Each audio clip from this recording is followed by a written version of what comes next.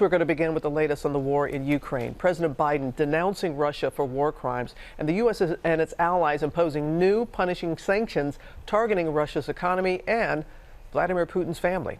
And this morning, Secretary Blinken is meeting with NATO allies. James Longman is there on the front lines for us. Good morning, James.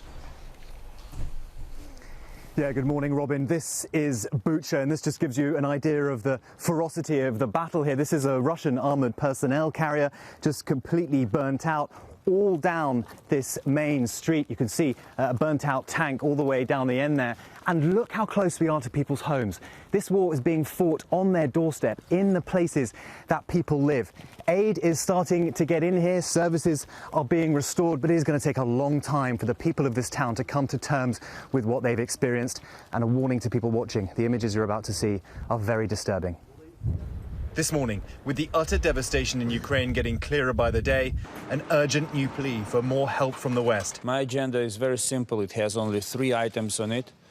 It's weapons, weapons, and weapons. It comes as Russians retreat from areas around Kyiv and new disturbing images emerge from the destruction left behind. This week, we met Mykola, who told us about the 3 friends he watched die and had to bury in his own backyard. At least one of them was shot in front of him. Today, we took a Human Rights Watch researcher to the crime scene. It's almost impossible to walk around the streets of Bucha and not see evidence of violence, and in some cases what appear to be war crimes. As evidence mounts of possible Russian war crimes in Ukraine, the US is now imposing new sanctions on those closest to Vladimir Putin. Civilians executed in cold blood, bodies dumped into mass graves, a sense of brutality and inhumanity left for all the world to see unapologetically.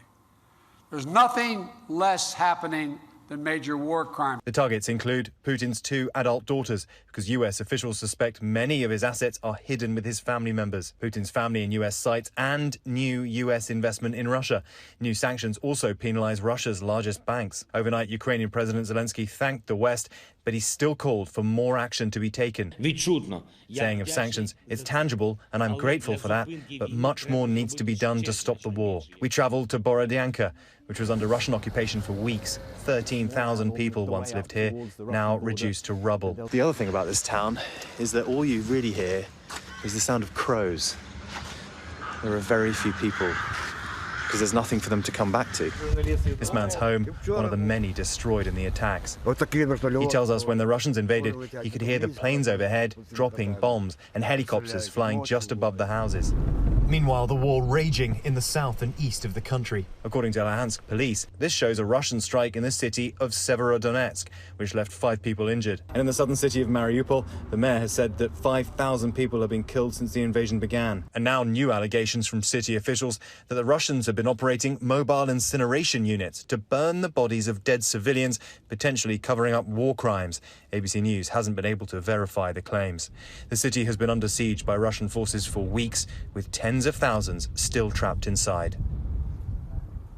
Now, the UN General Assembly is going to vote today on removing Russia from the UN Human Rights Council. They need a 2/3 majority for that. The US ambassador thinks that will be achieved, but I think it's fair to say no one here in Ukraine believes Russia has any place on that council. Not at all. Okay, James, thanks very much. Hi, everyone. George Stephanopoulos here. Thanks for checking out the ABC News YouTube channel. If you'd like to get more videos, show highlights, and watch live event coverage, click on the right over here to subscribe to our channel. And don't forget to download the ABC News app for breaking news alerts. Thanks for watching.